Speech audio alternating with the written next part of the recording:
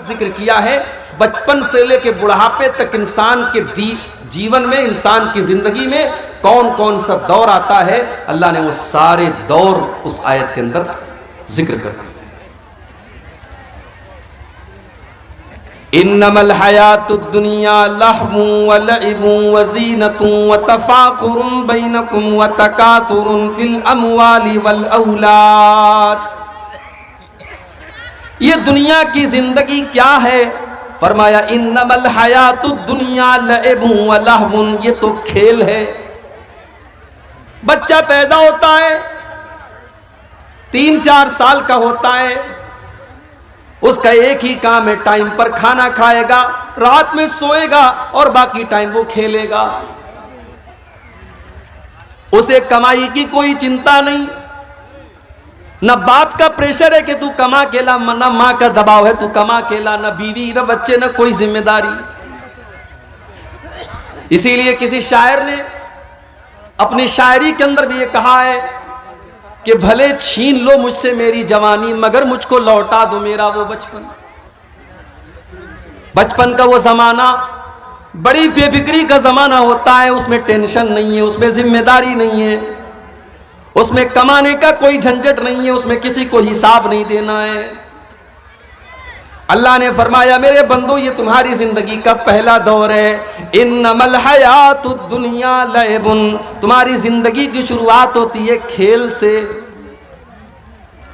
उसके बाद फरमाया वल्लहवुन, फिर दूसरा जमाना शुरू होता है। तुम 12 साल के 15 साल के हो जाते हो, अब तुम्हें तमाशा पसंद आने लगता है, तुम्हें नाच गाना अच्छा लगने लगता है, तुम्हें तस्वीरें देखना अच्छा लगने लगता है, तुम्हारी जिंदगी में अब तमाशा आने लगता है, लहव आने लगता है।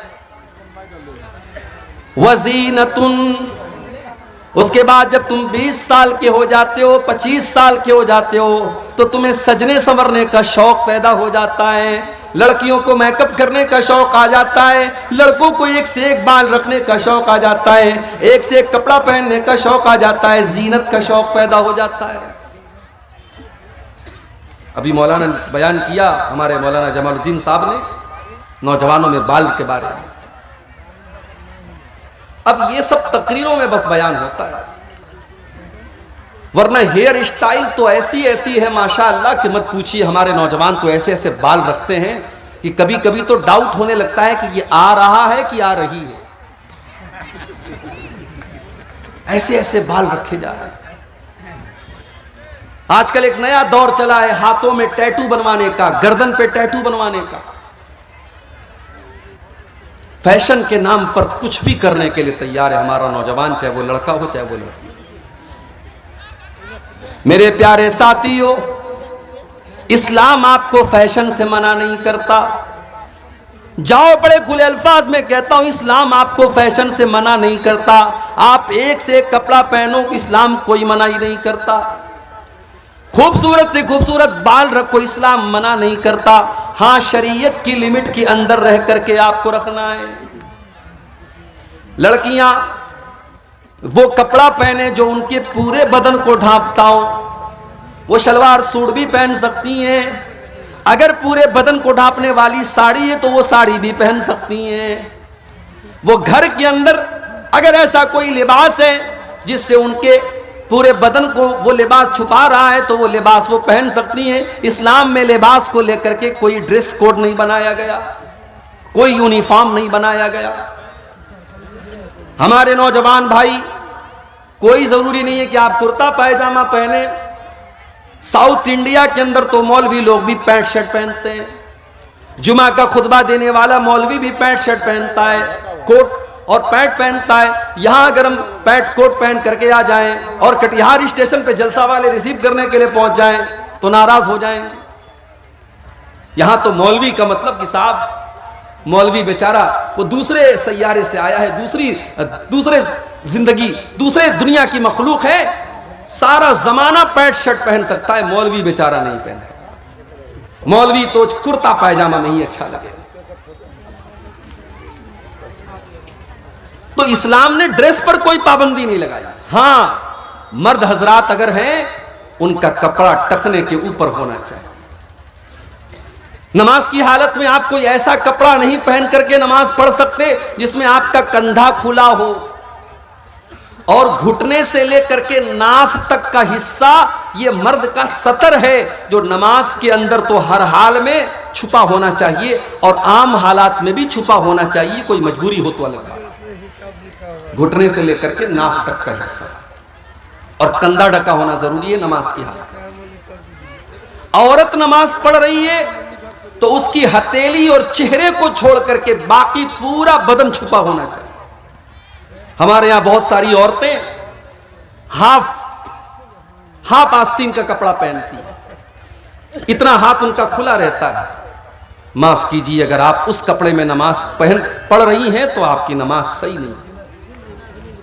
नमाज की हालत में आपका कपड़ा सिर्फ हथेली और चेहरा खुला होना चाहिए, बाकी पूरा बदन आपका छुपा होना चाहिए। तो इस्लाम ने पाबंदी कहां लगाई मेरे भाई? आप बाल रखो मगर इंसानों के जैसा बाल रखो। ये आधा बाल है और आधा टकला है, ये कौन सा बाल है भाई? ये कज़ा है जिसको अल्लाह के नबी ने लानत फरमाई है। और हमारा नौजवान वो समझ रहा है कि हम बहुत अच्छे लग रहे हैं। कुछ नौजवानों को देखा कि वो कान में बाली पहने हुए हैं, कुछ नौजवानों को देखा कि वो हाथों में कड़ा पहने हुए हैं। समझ में नहीं आता ये मुसलमान है कि गैर मुस्लिम है। दाढ़ी तो वैसे ही नहीं है, बाल लंबे लंबे हैं, कानों में बाली है, मुंह में गुटखा दबाए हुए है, हाथों में कड़ा भी पहने हुए है। अब कैसे पता लगेगा ये मुसलमान है कि गैर मुस्लिम? अल्लाह ने फरमाया, मेरे बंदो तुम्हारी जिंदगी का एक दौर वो भी आता है, वज़ीनतुन, तुम सजते हो, संवरते हो, आईने के सामने देर तक खड़े रहते हो, अपने आप को सजाते हो, संवारते हो, अपने चेहरे पर क्रीम लगाते हो, अपने सर के ऊपर तुम तेल लगाते हो, अपने हेयर स्टाइल पर तुम्हें बड़ा नाज होता है। वज़ीनतुन, तुम्हारी जिंदगी का ये तीसरा दौर है। वतफाखुरुम बैनकुम, उसके बाद एक और दौर आता है जब तुम एक दूसरे के ऊपर फख्र करने लगते हो। मैं लाख रुपया कमा रहा हूं, अरे तू तो 50,000 कमा रहा है, मैं तो लाख रुपया कमा रहा हूं। तेरे पास तो छोटा मोटा मकान है, मेरे पास तो मेरे गांव में सबसे शानदार मकान है, मेरे पास तो 4 व्हीलर गाड़ी है, मेरे पास तो ये है, मेरे पास तो वो है। एक ऐसा दौर भी आता है जब इंसान कंपटीशन करने लगता है, जब मुकाबला करने लगता है, जब प्रतिस्पर्धा करने लगता है, जब एक दूसरे से आगे निकलने के चक्कर में पड़ जाता है।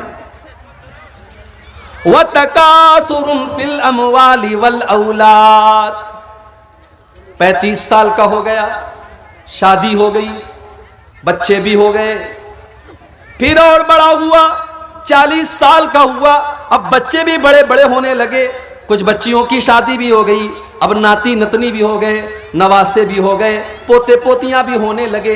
अब तो बस एक ही दिल का इरादा है कि खूब ढेर सारा पैसा हो जाए और ढेर सारा मेरा परिवार बड़ा हो जाए, मेरे बच्चे, मेरे पोते, मेरे नवासे जब मेरे सामने आ जाए तो मुझे लगे कि मेरा कितना बड़ा कुंबा है, मेरा कितना बड़ा परिवार है। वतकासुरुन फिल अमवाली वल औलाद, मेरे बंदो जब तुम बुढ़ापे को पहुंच जाते हो तो अब तुम्हारी जिंदगी का बस एक ही मिशन है कि ढेर सारा माल हो जाए और ढेर सारे बच्चे और आलो औलाद हो जाए। कमसली गैसिन आजबल कुफ्फार नबातुहु तुम्मा यहीजु फतराहु मुस्फर्रा तुम्मा यकूनु हुतामा। मेरे बंदो, जब आसमान से बारिश होती है तो जमीन से जो पैदावार निकलती है वो पहले हरी भरी होती है, वो पहले हरी भरी होती है, फिर वो पीली होने लगती है, फिर वो पकने लगती है, और फिर एक टाइम ऐसा आता है जब खेत को काट दिया जाता है, धान के खेतों को काट दिया गया, पूरा मैदान सफा छट हो गया। मेरे बंदो, एक दिन तुम्हारी जिंदगी की फसल भी कट जाएगी, एक दिन तुम्हारी जवानी ढल जाएगी, एक दिन तुम्हारी खूबसूरती खत्म हो जाएगी, तुम्हारा पैसा खत्म हो जाएगा, तुम्हारी दौलत खत्म हो जाएगी, तुम्हारे बदन की ताकत खत्म हो जाएगी, तुम कटी हुई फसल की तरह हो जाओगे। अब आ जाइए आप वापस कुरान के 30वें पारे। अल्लाकुमुत तकासुर, मेरे बंदो तुमको गाफिल कर दिया है कसरत की चाहत ने, ज्यादा माल कमाने के चक्कर में ज्यादा पैसा कमाने के चक्कर में, ज्यादा ताकत के नशे ने, ज्यादा हुकूमत के नशे ने तुमको अल्लाह से गाफिल कर दिया है। ओ पैसा कमाने वालों, पैसा तो कारून के पास भी बहुत था, इतना पैसा था कारून के पास, कुरान कहता है व आतैनाहु मिनल कुनूज़ि मा इन्न मफातिहहु लतनू बिल उस्बा। इतना खजाना था कारून के पास, उसके खजानों की चाबियों को बड़े बड़े पहलवान बड़ी मुश्किल से उठाते थे। कारून जब कपड़ा पहन करके निकलता था, जब सज संवर करके निकलता था, तो कारून की कौम के लोग कहते थे या लैता लना मिस्ला मा ऊतिया कारून, काश हमारे पास भी इतनी धन दौलत होती, हमारे पास भी इतना पैसा होता जो कारून के पास है, हमारे पास भी कारून के जैसा कपड़ा होता, हमारे पास भी कारून के जैसी दौलत होती।